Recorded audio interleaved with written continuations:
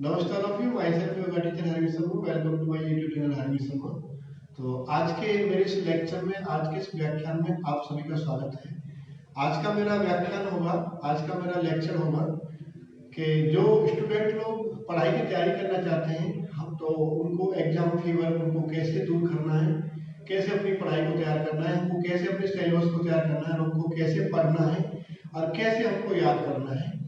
तो बहुत लोगों के सवाल मेरे पास आए हैं। बहुत लोगों की कंप्लेन ये है कि बच्चे पढ़ते नहीं हैं, बच्चे पढ़ नहीं पाते। बच्चों के ऊपर कोई वीडियो बनाइए, बच्चों को कैसे पढ़ना चाहिए और उनके लिए क्या क्या टेक्निक है। तो आज हम उसके बारे में बात करेंगे। तो लेट मी स्टार्ट नाउ। तो अभी हम शुरू करते हैं। तो सबसे पहले मेरा आप लोगों से रिक्वेस्ट है कि जो लोग इस चैनल पर नए हैं, कृपया इसको, जो लोग नए चैनल पर आए हैं तो वो एक बार अवश्य कर लें। और इसके रिगार्डिंग आपका जो भी फीडबैक आपको आता है, जो भी इसके प्रति आपके विचार है, आपको वीडियो कैसा लगा, और इसके बारे में आप कमेंट करें और अपने साथियों के साथ शेयर करें और लाइक करें। और मेरा आप लोगों से रिक्वेस्ट है कि आप इस वीडियो को आप कंप्लीट देखें, जिससे कि आप बढ़िया से समझ पाएंगे, तैयारी कर पाएंगे और आपको एक बहुत ही अच्छी अपनी तैयारी आप कर पाएंगे किसी भी एग्जाम के लिए। तो सबसे पहले हम बात करते हैं पढ़ाई के बारे में। जैसा कि आप सभी को पता है कि विद्यार्थियों के बारे में, कि विद्यार्थी को कैसा हमको पढ़ना चाहिए, हमको कैसा हमारा खान पान होना चाहिए, कैसा हमारा रहन सहन वातावरण होना चाहिए और किस प्रकार से हमको पढ़ाई करना चाहिए। आज हम उसके बारे में बात करेंगे। तो सबसे पहले हम बात करते हैं स्टूडेंट का, हमको किस हिसाब से उनका विचार व्यवहार और ये सब होना चाहिए। तो सबसे पहले हम बात करते हैं स्थान के बारे में, कि उनको कैसा स्थान का चुनाव करना चाहिए। तो अगर हम बहुत पहले का अगर हम समय लेते हैं तो लोग पहले आश्रमों में या उस समय विद्यालय नहीं हो पाते थे तो लोग गुरुकुल या उसके बाद लोग गुरुकुलों में पढ़ाई करते थे या आश्रमों में पढ़ाई करते थे और बिल्कुल एकांत और शांतिप्रिय स्थान होता था, बहुत ही रमणीय स्थान होता था। लेकिन आज की भागदौड़ भरी जिंदगी में आप गांव के अंदर भी कौतूहल है, गांव के अंदर भी कोलाहल है, पॉल्यूशन है और सिटियों के अंदर भी पॉल्यूशन है। तो इस प्रकार से थोड़ा डिस्टरबेंस होता है। तो सबसे पहले हम बात करते हैं उपयुक्त स्थान के बारे में। तो हमको कैसे स्थान का चुनाव करना चाहिए। तो जिस जगह पर आप पढ़ते हैं वो थोड़ा शांत इलाका हो, बहुत ही ज्यादा शोरगुल नहीं हो। जैसे कि आजकल मार्केटों में या गांव के अंदर लोग डीजे का इस्तेमाल करते हैं या बहुत ज्यादा हाई वॉल्यूम में लोग गाने बजाते हैं। तो इस प्रकार का आपका सेपरेशन, कहीं थोड़ा एकांत स्थान हो, गांव के अंदर भी है तो आपका सेपरेट रूम हो तो बहुत अच्छा है। और उसके अंदर आपकी लाइट की पूर्ण व्यवस्था होनी चाहिए। आपका टोटल बहुत ज्यादा डार्कनेस, अंधेरा न हो। कमरे के अंदर बहुत ही ज्यादा लाइट कलर होना चाहिए, बहुत ही हैवी कलर्स नहीं होने चाहिए, क्योंकि वो लाइट को भी खाते हैं और आपको एक अंधेरापन और घुटन जैसी महसूस होती है। तो आपके कमरे के अंदर पूरा लाइट होना चाहिए और हवा का डायरेक्ट आवागमन न हो, थोड़ा गाँव हवा का भी थोड़ा सा उसके अंदर आवागमन हो, जिससे कि आप शुद्ध वायु ले पाए। तो इस प्रकार से आप स्थान का चुनाव करें।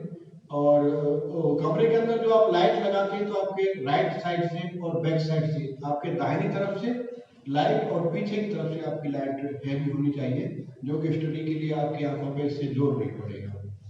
तो आपके राइट साइड से या तो लाइट का फोकस हो या फिर आपकी बैक साइड से आपका लाइट का फोकस हो, तो पढ़ने में आपकी आईज के ऊपर उसका कोई बहुत ज्यादा आपको इफेक्ट नहीं आएगा। और जब आप डिस्टेंस मेंटेन करने की बात आती है तो आप अपनी आई साइड के हिसाब से आप अपनी दूरी के हिसाब से आप लगाएंगे। जो आप चश्मे लगाते हैं, जो लोग चश्मा इस्तेमाल करते हैं, ऐसे तो स्टूडेंट लोग, बहुत सारे स्टूडेंट हैं जो चश्मा भी लगाते हैं, तो अपने हिसाब से आप डिस्टेंस उसका मेंटेन करेंगे, जिस हिसाब से आपको को कितनी दूरी पर रखना है। तो अब हम बात करते हैं, ये हो गया आपका वातावरण का हो गया। और अब हम बात करते हैं कि आपके खान पान के बारे में, कि विद्यार्थी को क्या चीजें खानी चाहिए। बहुत सारी आज के भागदौड़ भरी जिंदगी में लोगों को या माता बहनों को भी परिवार में इतना लोगों को अवेयरनेस नहीं है कि हम स्टूडेंट को क्या खाना देना चाहिए, किस प्रकार का खाना देना चाहिए, किस समय कौन सा खाना है। तो ये सब चीजें मैं आज आपको योग के माध्यम से आपको एक्सप्लेन करूंगा। कि संस्कृत में आप लोगों ने भी बहुत सारे श्लोक स्टूडेंट के बारे में कहे गए हैं। आपको एक श्लोक एक्सप्लेन करता हूँ। काकचेष्टा वको ध्यानम स्वान निद्रा तथैव अल्पहारी गृहतागी विद्यार्थी पंच लक्षण। तो काकचेष्टा, काकचेष्टा का मतलब होता है काक यानी कौवा, चेष्टा यानी कि वो तत्परता, उसकी जो लगन जो रहती है, कोई की तरह उसकी लगन होनी चाहिए एक विद्यार्थी की, एक स्टूडेंट की कार्य चेष्टा यानी कि उसके अनुरूप उसको हमेशा तत्पर रहना चाहिए, प्रगतिशील रहना चाहिए, उसको अपनी निरंतरता उसको बनाए रखनी चाहिए। कार्य चेष्टा और वकोध्यान यानी कि बगला की तरह उसका ध्यान होना चाहिए। वो अपनी जहाँ भी अपना पिन पॉइंट करता है लगातार, किसी जब बच्चे की कोई शिकार करता है तो अपना बहुत ही अलर्टनेस के साथ अपना वो निशाना साधता है। तो ये हो गया काकचेष्टा, वकोध्यानम। और श्वान निद्रा, श्वान श्वान मतलब हम कुत्ते के लिए बोलते हैं, डॉग के लिए बोलते हैं। तो कुत्ते की तरह उसकी नींद होनी चाहिए। ये नहीं कि आपने बहुत ज्यादा आप अचेत अवस्था में सो जाते हैं, आपको आवाजें लगाते रहते हैं। और कई स्टूडेंट को मैं देखा हूँ और कई आस पड़ोस के लोगों को देखा हूँ कि लोग अलार्म सेट करते हैं, घरों में अलार्म करते हैं, मोबाइल में भी अलार्म लगाते हैं। तो अलार्म खुद के जगने के लिए है, न कि दूसरों को जगाने के लिए है। कई बार आपने देखा होगा कि बहुत सारे लोग अलार्म भर के सो जाते हैं और अलार्म बजता रहता है और फिर वो अलार्म बंद भी नहीं करते और दूसरों को डिस्टर्ब होता है। तो इस प्रकार का एक स्टूडेंट का तो बिल्कुल नहीं होना चाहिए। और स्टूडेंट क्या होते तो किसी दूसरों को भी नहीं होना चाहिए जो कि आपको दूसरे का डिस्टर्ब नहीं करना चाहिए। तो इस प्रकार का आप अलर्टनेस के साथ सोएं, तो बहुत चेतना के साथ आपको सोना चाहिए। बिल्कुल आप बहुत गहरी निद्रा का मतलब ये नहीं कि आप बेसुध होकर के सो जाए। आपका फोन बज रहा है या आपका कोई गेट की कोई बेल दबा रहा है या आपको पक्षियों के चहचहाने की आवाज नहीं सुनाई दे रही है या सुबह जो इस प्रकार मुर्गे की जो आवाज होती है आपको वो भी सुनाई नहीं दे रही है। जैसे आप गांव में सोते तो कई बार पहले जब घड़ियां नहीं थी उस समय तो हम लोग को पक्षियों के चहचहाट की आवाज से या मुर्गा जो समय बोलता था तो बोलता था उसकी आवाज से हम लोग जगते थे। तो इस प्रकार से आपको अलर्टनेस के साथ एक स्टूडेंट को रहना चाहिए। बहुत ही उसको श्वान निद्रा इसलिए उसको बोला गया है। तो अल्पाहारी भी रहना चाहिए और विद्यार्थी को बहुत कम खाना खाना चाहिए। कम खाने का मतलब ये नहीं कि आपको बहुत ज्यादा भूखा रहना है और अधिक खाने का मतलब ये नहीं कि आपको बहुत ज्यादा बीमार होना है। तो आपको संयमित भोजन करना चाहिए, यानी कि आपको संयमित अपनी डाइट बनाना है कि मेरे को इतनी से ज्यादा शाम को तो आपको स्टूडेंट तो आपको बहुत कम खाना चाहिए। और शाम को तो अभी सभी को कम खाना चाहिए क्योंकि हम लोग रात्रि के समय विश्राम करते हैं, कोई भी हार्ड वर्क नहीं करते हैं। तो इसलिए आपको सभी को शाम को बहुत ही कम भोजन करना चाहिए। जो हमारा डाइजेशन सिस्टम इतना हम लोग कोई मेहनत नहीं कर पाते और सभी लोग रात को रेस्ट करते हैं, तो इसलिए हमको सुपाच्य आसानी से हो जाए और सुपाच्य भोजन करना चाहिए। सुपाच्य भोजन बनाने के मैं यहाँ सजेस्ट करूंगा एक स्टूडेंट के लिए कि वो बिल्कुल सादा भोजन, सात्विक भोजन करें, ना कि वो तामसी और राजसी भोजन का वो बहुत ज्यादा तला भुना या इस प्रकार के मीट मसाले ये इस प्रकार का मैं तो सजेस्ट करूंगा कि वो न करें। बिल्कुल सात्विक भोजन, शुद्ध शाकाहारी भोजन करें और शाम को हल्का भोजन करें। हल्के भोजन में आप दूध ले सकते हैं और दूध अगर गाय का आप पीते हैं तो बहुत ही स्वास्थ्य के लिए बहुत स्वास्थ्यपूर्ण होता है। आप दलिया खा सकते हैं, आप खिचड़ी इस्तेमाल कर सकते हैं। इस प्रकार के आप बहुत ही हल्के भोजन इस्तेमाल करें तो बहुत आपके लिए डाइजेशन भी फास्ट होगा। और रात को अगर आप स्टडी करते हैं तो आपको इस प्रकार की अनिद्रा भी आपको परेशान नहीं करेगी। अगर आप गरिष्ठ भोजन करते हैं तो आपको डाइजेशन में प्रॉब्लम होगी, आपको नींद परेशान करेगी। तो इस प्रकार से आप हल्का भोजन करें, तो ये आपके लिए मैं ये सजेस्ट करूंगा। दूसरा जो स्टूडेंट लोग हैं, मैंने बहुत स्टूडेंट लोगों को देखा है कि शाम के समय लोग इस प्रकार का भोजन करते हैं और जो जंक फूड वगैरह जो स्टूडेंट इस्तेमाल करते हैं, खासकर जो मैदा से बनी चीजें, तो वो लोग स्टूडेंटों को नहीं खाना चाहिए क्योंकि उससे पेट स्टूडेंट का खराब होता है, उसका डाइजेशन सिस्टम खराब होता है। अगर आपका डाइजेशन सिस्टम खराब होगा तो आपको खाना सही से हजम नहीं होगा, आपको आलस्य रहेगा, आपको स्टडी में मन नहीं लगेगा, आप क्लास में नहीं बैठ पाएंगे। तो इस प्रकार से और आपका जब पढ़ाई इनकम्प्लीट होगी तो आपको क्लास में भी आपको हेजिटेशन रहेगा और आपको एक अंदर आपको एक डर और भय पैदा होगा। तो इस प्रकार से आप अपने खान पान के ऊपर भी फोकस करें, आप अपने स्थान का चुनाव करें। तो अब हम बात करते हैं कि आपको किस समय पढ़ाई करना चाहिए। बहुत सारे स्टूडेंट पूरे दिन भर पढ़ते हैं, पूरी रातों रात पढ़ते हैं, बोलते हैं मैं रात को 2 बजे तक पढ़ता हूँ, 1 बजे तक पढ़ता हूँ। अच्छी बात है, आप 2 बजे तक पढ़ते हैं, बहुत अच्छी बात है, पढ़ना चाहिए। लेकिन मैं सजेस्ट करूंगा कि इस समय का उपयोग बहुत जरूरी है। कई स्टूडेंटों को मैं देखा है कि लोग मेट्रो, आज की भागदौड़ भरी जिंदगी में लोग स्टूडेंट कई कई घंटे सफर करते हैं, ट्रेन से जाते हैं, बाइक से जाते हैं, बसों से जाते हैं। तो मैंने कई स्टूडेंटों को देखा है कि मेट्रो में कोई स्टूडेंट पढ़ते होते हैं या बसों में जाके पढ़े, तो उस समय वो पढ़ाई तो नहीं हो पाती है। तो खाली आपको जो भी चीज याद आपने पहले जो किया है तो उसको आप रिपीटेशन कर सकते हैं, आप उसको रिपीट कर सकते हैं, उसको दोहरा सकते हैं, लेकिन उस समय याददाश्त इतना बढ़िया से काम नहीं होता, क्योंकि हम जो चीज देखते हैं वातावरण तो हमारा ध्यान का हमारा डाइवर्जन होता है, हमारा दाएं बाएं ध्यान भटकता है, तो इस प्रकार से हम उसको स्टडी नहीं कर पाते। तो इसलिए पढ़ाई के लिए सबसे पहले मैं उपयुक्त आपको समय बताऊंगा कि जिस प्रकार से हमारे 8 पहर होते हैं 24 घंटे के अंदर, तो हमारा चौथा पहर हमारा हमारी मध्य रात्रि के बाद हमारा प्रातःकाल का जो समय आता है, यानी कि हमारा जिसको प्रातः वेला हम बोलते हैं, यानी ब्रह्म मुहूर्त का समय जो रहता है 3 बजे से स्टार्ट होता है। तो स्टूडेंट लोग को सुबह जगना चाहिए, बहुत जल्दी जगना चाहिए। और चौथे पहर का मतलब है जिस प्रकार से हमारी 4 अवस्थाएं होती हैं, तो इसी प्रकार से हमारा चौथा जो पहर होता है, तो इसी प्रकार से हमको चौथे पहर में तो जाग जाना ही चाहिए। इसका महत्व यह है। तो यहाँ पर आपको मैं एक अतिशयोक्ति कहूंगा कि आप लोग सभी जानते हैं, पहले भी आपने सुना होगा कि जो जागत है सो पावत है, जो सोवत है सो खोवत है, उठ जाग मुसाफिर भोर भई, अब रहन कहाँ जो सोवत है। तो जो प्रातःकाल के समय जो लोग सोते रहते हैं, जो आलस्य में घिरे रहते हैं, तो वो जिंदगी में कोई प्रोग्रेस नहीं कर पाते हैं। आप उनको देख सकते हैं, क्योंकि प्रातःकाल का जो समय होता है वो सभी के लिए बहुत ही महत्वपूर्ण समय होता है। आप स्टूडेंट के लिए भी, आप योगियों के लिए भी, आप कोई भी साधना कर रहे हैं, कोई भी आप प्रैक्टिस कर रहे हैं, आप रनिंग का अभ्यास कर रहे हैं, आप स्टडी का आप प्रैक्टिस कर रहे हैं, आप कोई संगीत का आप प्रैक्टिस कर रहे हैं, यानी प्रातःकाल का समय कभी, और प्रातःकाल की जो प्रैक्टिस होती है वो कभी भी आपको धोखा नहीं देगी, आप उसमें कभी निष्फल नहीं होंगे, कभी आप उसमें विफल नहीं होंगे, कभी आप उससे निराश नहीं होंगे। तो इस प्रकार से आपको उसमें पक्का आपको अचीवमेंट मिलता है, आप उसमें कामयाब होते हैं। और आप प्रातःकाल का जो समय होता है शांतिपूर्ण होता है, शुद्ध वातावरण होता है, ऑक्सीजन की मात्रा ज्यादा होती है। तो प्रातःकाल के समय आप सुबह जल्दी से जगें, यानी कि आप चौथे पहर में यानी 3 बजे के बाद आप जगें, 3 बजे जगें तो आप सुबह लोग जब तक लोग जगते हैं, अमूमन व्यस्त में आपने देखा होगा कि लोग अमूमन लेट जगते हैं, गाँव में तो लोग फिर भी जल्दी, लेकिन सिटियों में लोग थोड़ा लेट से जगते हैं।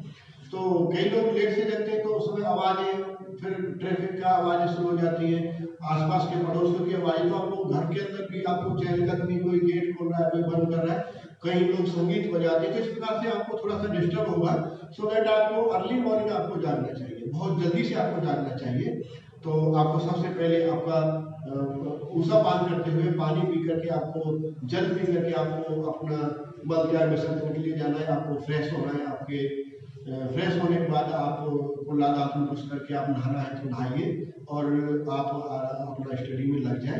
तो सुबह आप बढ़िया से पढ़ेंगे और आपको याददाश्त होगा, आपका मन भी शांत रहेगा और आपका स्वास्थ्य भी अच्छा होगा। इस प्रकार से आप करेंगे तो आप निश्चित तौर पे आप कंसंट्रेट कर पाएंगे, अपना सब्जेक्ट आप पढ़ पाएंगे और अपने ज्ञान को आप बढ़ा सकते हैं। तो इस प्रकार से आप प्रातःकाल का बहुत ही महत्वपूर्ण समय होता है और भी बहुत ही साधना के लिए बहुत अच्छा है। यहाँ पर मैं आपको छोटी सी एक कहानी बताता हूँ कि आज से बहुत 15-20 साल पहले जब एसटीडी फोन होते थे, तो मेरे को घर में फोन करना बहुत जरूरी था। तो मैंने फोन करने के लिए, तो शाम को बहुत अर्जेंट घर में कुछ बात करी थी, काफी दिन से बात नहीं हुई थी, तो मैंने शाम को फोन कई बार ट्राई किया तो फोन लगा नहीं, 9-10 रात को बज गई। तो एसटीडी वाले बोले कि नहीं अभी आपका फोन नहीं लगेगा, आप चले जाइए। तो हमने बोला क्यों नहीं लगेगा, कि नहीं अभी लाइन बहुत व्यस्त है। आप देख सकते हैं कि व्यस्त शाम को जितने भी उपद्रव होते हैं, जितने भी पंगे लड़ाई झगड़े होते हैं, क्योंकि शाम को जैसे जैसे समय बढ़ता है तो प्रातःकाल शांत रहता है, लड़ाई झगड़े सुबह कम होते हैं। जैसे जैसे दिन का प्रयाण करता जाता है तो लड़ाई झगड़े और इधर उधर की भाग दौड़, अटर पटर आवाजें, इधर उधर बहुत पॉल्यूशन बहुत कुछ बढ़ता जाता है। शाम होते होते बहुत ज्यादा आवाजें, भाग दौड़, इधर उधर कर्मबाजी बहुत ज्यादा होता है। तो शाम के समय से सुबह का समय सबसे उपयुक्त समय माना जाता है। तो ठीक है, मैं वापस आए तो सुबह जल्दी से मैं जगा। तो हमने उनको बोला कि आप सुबह इतनी जल्दी जग पाएंगे कि नहीं, हम आपको इधर ही मिलेंगे, आप सुबह आ जाना। तो सुबह जब हम उनके पास गए तो वो अपना झाड़ू वगैरह लगा करके और अपना पानी वानी छिड़क करके एसटीडी पे तैयार बैठे। तो हमने जाकर के नंबर लगाया तो एक बार में हमारा नंबर डायल हो गया। तो हमको उस दिन ये महत्व समझ में आया कि प्रातः जगने का महत्व क्या है, कि शाम को हमने 10 बार उस नंबर को ट्राई किया तो नंबर लगा नहीं, क्योंकि लाइन में कंजेशन बार बार यही बोल रहा था कि डायल नंबर इज बिजी और डायल नंबर अभी सभी इस रूट की सभी लाइनें व्यस्त हैं। तो कई बार हम सुन करके हमको भी बड़ा ये लग रहा था कि फोन क्यों नहीं लग रहा है, लेकिन प्रातःकाल के समय हमने एक बार नंबर डायल किया, हमारी बात हो गई। तो मेरा कहने का मतलब ये है कि प्रातःकाल का महत्व मेरे को उस दिन समझ में आया कि प्रातःकाल जगना स्वास्थ्य के लिए, किसी स्टूडेंट के लिए, रोगी के लिए, निरोगी के लिए, भोगी के लिए, विद्यार्थी के लिए, सभी के लिए उत्तम है। सभी आप कोई भी अभ्यास करें, आप निश्चित रूप से आप उसमें सफल हो पाएंगे। तो इसलिए आप सुबह का महत्व को आप समझें और सुबह जल्दी से जगें और शाम को आप जल्दी से सोएं, क्योंकि अगर आप शाम को लेट से सोएंगे तो सुबह आपके शरीर में आलस्य होगा, आप जग नहीं पाएंगे, आपको थकान होगी, तो आपका पेट क्लियर नहीं होगा, तो आप आलस्य की वजह से आप पढ़ाई भी नहीं कर पाएंगे। सो दैट आपको रात को 9, साढ़े 9, 10 बजे तक आपको सो जाना चाहिए और आप पूर्ण अंधेरे में लाइट बंद करके सोएं, गहन निद्रा में सोएं और देन आपको सुबह अर्ली मॉर्निंग जग करके अपने नित्यक्रम के बाद आपको पढ़ाई करना है। तो इस प्रकार से अब हम बात करते हैं कि हमको किस प्रकार से पढ़ना चाहिए। बहुत लोग बेड पे बैठ करके पढ़ते हैं, कुछ लोग टीवी देखते देखते पढ़ते हैं, कुछ लोग लेट करके पढ़ते हैं, कई बच्चे लोग तकिया लगा के पढ़ते हैं। तो इस प्रकार के बहुत सारे सवाल होते हैं किस प्रकार से पढ़ना चाहिए। तो मैं आपको सजेस्ट करूंगा कि सबसे बेस्ट है अगर आपके घर में अगर सही कोई टेबल या मेज है तो इस प्रकार से आप, जैसे मैं बैठा हूँ, आप इस कंडीशन में बैठे हैं और टेबल को आप इस डिस्टेंस के हिसाब से आप अपने आंखों के हिसाब से इस प्रकार से रखें कि आप कंफर्टली, आपकी कमर सीधा होना चाहिए, आपकी कमर गर्दन बहुत ज्यादा इस प्रकार से नहीं झुकना चाहिए, लेकिन आपकी कमर सीधा रहे, किताब आपके सामने। इस प्रकार से आपको कोई आपके सामने आपका स्टूल, बेंच, मेज जो भी आप सेटअप करें जिससे कि आपकी कमर सीधी रहे। कमर सीधा होने का मतलब यह है कि हमारे शरीर में जो 7 एनर्जी स्ट्रोक होते हैं, हमारे 7 ऊर्जा चक्र होते हैं, सभी की बॉडी में होते हैं। अगर आप सीधा बैठते हैं तो आपकी कमर गर्दन सीधा, मतलब से हमारे शरीर के अंदर ऊर्जा, हमारा ऊर्जावान होता है, हमारे सभी रेस्पिरेशन सिस्टम बढ़िया से काम करता है, हमारे अंदर एक चेतना बनी होती है और हमारे शरीर में एक जो कुंडलिनी शक्ति जो होती है तो उसका चेतना का प्रभाव हमारे शरीर में चढ़ता है। सुषुम्ना हमारी ऊर्ध्वाधर होती है, सुषुम्ना में हमारा प्राण बहता है। तो इसलिए जब आप सीधे बैठेंगे, आप कमर हंस करके बैठेंगे तो आपको अर्ध श्वसन होगा, तो आपको अनिद्रा शक्ति आएगी, आपका प्राण पूरी तरह से संचलन नहीं होगा, आपकी याददाश्त कमजोर होगी। करके बैठते हैं तो उसका तथ्य ये है कि हमारे शरीर में पूर्ण तरह से प्राण का हमारा आवागमन होता है।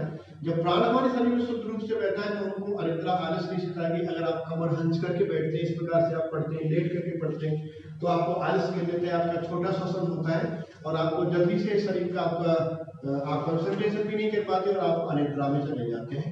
तो इस प्रकार से आपके प्राण को सीधा रखना है, आपकी कमर को सीधा रखना है, आपको प्राण का इनहेल एक्सहेलेशन पूरा कंप्लीटली करना है, जिससे कि आपके सभी जो हमारी चक्रास हैं वो भी सभी एक्टिवेट होंगे और हमारी कुंडली शक्ति भी इफेक्टेड होती है। और इस प्रकार से आप कंसंट्रेशन में रहेंगे, आपको याद होगा, आपको अनिद्रा और आपको आलस नहीं सताएगा। तो इस प्रकार से आप बैठेंगे।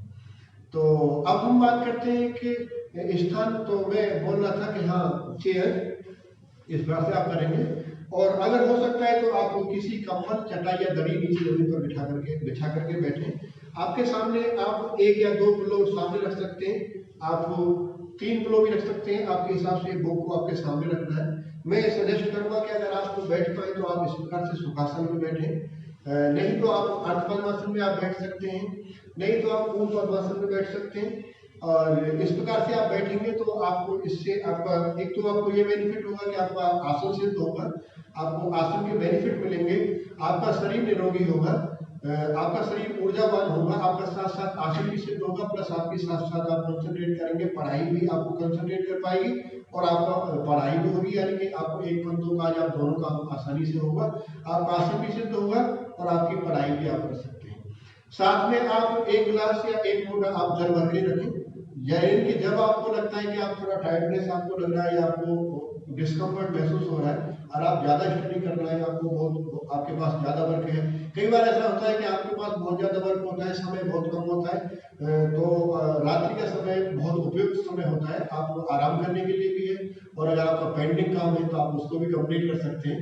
तो उसके लिए आप एक जग या एक लोटा या एक गिलास पानी अपने पास रखें, जब आपको महसूस होता है तो आप सिप करके एक एक दो घूंट आप बीच बीच में पानी पीते रहें। उससे आपको अनिद्रा नहीं आएगी, आपको चेतना बनी रहेगी, आपका कंसंट्रेशन बना रहेगा। और इस प्रकार से जब आप बैठते हैं तो आपका आसन भी शुद्ध होता है। इसी के अंदर आप सिद्धासन आप कर सकते हैं। तो इस प्रकार से आप इन आसनों को आप इस्तेमाल करें। देन आफ्टर अगर आपको लगता है कि आप इस चीज में डिस्कम्फर्ट हैं तो आप इस प्रकार से आप पोजीशन चेंज करते रहे, आसनों में ही बैठना है आपको। तो आप अगर आपको लगता है सुखासन में बैठ पाए तो सुखासन में आप थकते हैं तो आप अर्धपद्मासन करें। अगर अर्धपद्मासन में आपको दिक्कत लगती है तो आप सुखासन में बैठें। अगर आपको पूर्ण पद्मासन में दिक्कत होती है तो आप अर्धपद्मासन में बैठें। और अगर आपको इन सभी आसनों में दिक्कत होती है वज्रासन में बैठें। अगर आप इसमें थक जाते हैं तो आप वीरासन भी आप बैठ सकते हैं। इस प्रकार से इस प्रकार से आप वीरासन में बैठ के पढ़ सकते हैं। आप लोग को इधर रखें, बट मेक श्योर आपकी स्पाइन शुड बी स्ट्रेट, आपकी कमर इस प्रकार से सीधा रहना चाहिए, क्योंकि आप इस पोज में भी, आप वीरासन में भी आप बैठ के पढ़ सकते हैं। जब हम लोग फर्स्ट में बैठ के पढ़ते थे, जब छोटे थे बचपन में, तो कुर्सियां नहीं थी, तो हम लोग इसी प्रकार से बैठ के पढ़ते थे। तो इस प्रकार से आप लिख सकते हैं। अगर आपको राइटिंग करना है तो राइटिंग भी कर सकते हैं, आप किताब लेके बैठ सकते हैं। तो this is the right pose for the study के लिए ये सबसे उपयुक्त पोज है। आप इस प्रकार से पढ़ेंगे, आप लेट तक पढ़ सकते हैं, अपना काम फिनिश कर सकते हैं, आप कंसंट्रेशन के साथ पढ़ सकते हैं, आप अवेयरनेस के साथ पढ़ सकते हैं। तो इस प्रकार से आप पढ़ेंगे तो आप निश्चित तौर पर आप इससे फायदा उठा पाएंगे। आपका पोस्चर भी सिद्ध होगा, आपके जितने भी प्रकार के हमारे शरीर में जो इसके आसन के फायदे जो मिलते हैं वो सभी आसन आपको मिलेंगे। और इससे आपका जब आपने एक चीज का होगा अनुभव किया होगा, जैसे बहुत ठंडी का समय है, अगर आप बहुत ज्यादा कपड़े पहन के बैठते हैं स्टडी के समय, या आप राइट पोजीशन आपकी नहीं होती, आप कमर को बैठ करके हंस करके बैठते हैं, यानी कि आपका स्पाइनल कॉर्ड सीधा नहीं रहता, तो आपको ठंडी भी बहुत ज्यादा लगती है, यानी कि आपको बेचैनी सताएगी, निद्रा सताएगी और नींद जल्दी से गिर जाएगी। अगर आप स्पाइन सीधा करके बैठते हैं तो आपको ठंडी भी कम लगेगी, क्योंकि आपके अंदर एनर्जी आपका फ्लो होता रहता है, आपका प्राण संचरण ऑटोमेटिक चलता है, लेकिन उसके अंदर आपको एक एनर्जी मिलती है। तो इस प्रकार से आपको ठंडा भी कम लगेगा, आप कंसंट्रेशन के साथ पढ़ पाएंगे, आपको याददाश्त भी अच्छा होगा। तो ये आप इस प्रकार से पढ़ाई करें। आप जमीन पर चटाई बिछाएं, आसन लगाएं, कंबल बिछा करके बैठें, 2 कंबल लगा के बैठें, सामने 2 तकिया रखें, 3 तकिया रखें, और आप प्रकाश का ध्यान रखें। इस प्रकार से आप कंसंट्रेट करें। तो इस प्रकार से आप पढ़ेंगे। आपका भी ये फरवरी का महीना है, अभी आपके 1 महीने बाद हो सकता है मार्च में, अभी इस समय इस साल लॉकडाउन था तो स्कूल भी पूरी तरह से नहीं खुल पाए हैं। कुछ लोग ऑनलाइन क्लास अटेंड किया है, कुछ लोगों को होमवर्क मिला है, तो अपना काम को आप कंप्लीट करें। नेक्स्ट मंथ शायद आपके एग्जाम भी होंगे, ऑनलाइन हो या आपके फिजिकली स्कूल में जाकर के हों। तो मेरा आप लोगों से सजेस्ट है कि कुछ लोगों के बोर्ड के एग्जाम भी होने होंगे, तो आप अभी से अपनी पढ़ाई में जुट जाए, आप लगातार इस अभ्यासरत रहें। और मैंने जो सजेस्ट आप लोगों को किया है, आप इस प्रकार से अपने आप को आप हर चीज पर अमल करते हुए, आपके खान पान, आपका समय, आपका स्थान, आपके आसन, और अब यादाश्त के लिए फिर मैं आपको नेक्स्ट वीडियो लेकर के बहुत जल्दी ही आऊँगा। उसमें मैं आप लोगों को, स्टूडेंट लोगों के लिए कुछ आसन से आपको सजेस्ट करूँगा।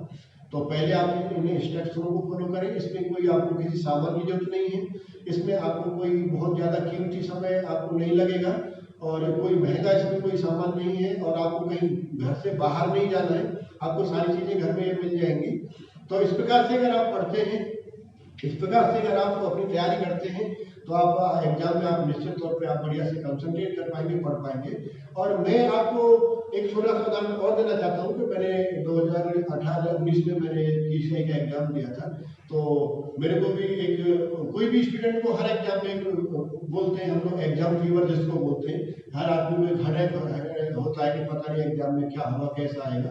तो जब हमारी तैयारी अच्छी तरीका से होती है तो हमको कोई डर भय नहीं होता है। हमारा एग्जाम कभी भी हो जाए, कभी किसी भी समय हो जाए, तो हम लोग फिजिकली मेंटली आपको तैयार रहना चाहिए। तो इस प्रकार से मैंने भी तो मैं रात को इस चीज को मैं इस्तेमाल करने के बाद ही आपको प्रैक्टिकली बता रहा हूँ। तो मैंने रातों रात बैठ करके मैंने कईयों दिन स्टडी किया है और मुझे अनिद्रा का भी कोई शिकायत नहीं हुआ और मैं बढ़िया से पढ़ भी पाया। तो इस प्रकार से आपको याद भी होगा, आपको अनिद्रा भी सताएगी नहीं, आपका आंसू भी सिद्ध होगा, आपका काम भी होगा, आपको स्टडी भी कर पाएंगे, आपकी मेमोरी भी साफ होगी। तो इन चीजों को आप ध्यान रखें। एक बार मैं आपको दोबारा से सजेस्ट करना चाहूंगा कि आपका स्थान के अंदर आपको रूम, जैसे मैं बताया, आपकी लाइफ के ऊपर फोकस करें। उसके बाद आपका खान पान, जैसे कि मैं आपको बताया कि आप सात्विक भोजन इस्तेमाल करें, शाम को हल्का भोजन खाएं, आप दूध, खिचड़ी, दलिया, आप ड्राई फ्रूट्स ले सकते हैं, आप फल भी इस्तेमाल कर सकते हैं। फलों की आप चटनी या चाट बना के भी खा सकते हैं, लेकिन आप बाहर का खाना विद्यार्थियों को नहीं खाना चाहिए। और उसके बाद आपका हो गया समय आपका प्रातःकाल का समय, ये वो बहुत ही अच्छा प्रातः वेला का समय मैं आपको बताया, उसके अंदर आप स्टडी करें। और आपको आसनों के बारे में एक्सप्लेन किया कि आपको स्थान किस प्रकार से आपको आसन में बैठना है। अगर आपके चेयर टेबल है तो वेल एंड गुड है, अगर नहीं है तो आप नीचे बैठे और आप एक नमूना ले सकते हैं। इससे आपको सजेस्ट मिले। आपने देखा होगा कि जितने भी हमारे साधु संत, ऋषि मुनि, महात्मा जितने भी हुए हैं, सभी लोग आप देखेंगे कि ज्यादातर लोग इसी, आपको देखा होगा कि आप लोगों ने क्रॉस लेग पोजिशन में लोग ज्यादातर हमारे साधु सन्यासी इसी में बैठते हैं और इसी में अध्ययन करते हैं, इसी में भजन तपस्या करते हैं। तो ये बहुत सारा इसके पीछे एक साइंटिफिक रीजन भी यही है कि हमारी प्राण जो है, हमारा उसका उद्वादन होती है, हमारी कुंडली शक्ति जागृत होती है, हमारे चक्र सारे एक्टिवेट होते हैं। तो अपनी जब आपके चक्र एक्टिवेट होते हैं तो आपके उनके फायदे भी आपको मिलते हैं, साथ साथ आपको आसनिक बेनिफिट मिलते हैं और आप अपनी सफलता हासिल कर पाते हैं। तो इसलिए मैं ये वीडियो आप लोगों के लिए लेकर के आया हूँ। सभी स्टूडेंट लोगों के लिए, खासकर माता पिता भी इस चीज़ में फोकस करें, अपने स्टूडेंट को कैसे उनको समझाएं, कैसे उनको सजेस्ट आए। तो इसलिए मैंने ये वीडियो प्रिपेयर किया है। मैं आशा करता हूँ कि आप इसको बढ़िया से समझ पाएंगे, कर पाएंगे और इस वीडियो को आप जरूर देखें और अपने साथियों के साथ शेयर करें, जितने भी स्टूडेंट आपके सर्कल में हैं। और इसके बारे में आप उनके कमेंट भी भेजें और इसके बाद मैं नेक्स्ट वीडियो आपको बहुत जल्दी ही आपके लिए लेकर के आऊँगा, जिसमें कि मैं स्टूडेंट लोगों के लिए कुछ आसन भी सजेस्ट करूँगा। तो इस प्रकार से आप करें। तो मैं आशा करता हूँ कि आप इसको बढ़िया से समझ पाएंगे, कर पाएंगे और इसके बेनिफिट्स ले पाएंगे। और मेरा आप लोगों से अगेन रिक्वेस्ट है कि जो लोग इस चैनल पर नए हैं, एक बार सब्सक्राइब अवश्य कर लें और जो लोग पहले से किए हैं तो कोई बात नहीं, अगर नए हैं तो आप सब्सक्राइब करें, लाइक करें, कमेंट करें, शेयर करें और अपने साथियों के साथ इसको पूर्ण वीडियो को सही से समझें और देखें, उसका बेनिफिट्स लें और मेरे नेक्स्ट वीडियो का इंतजार करें।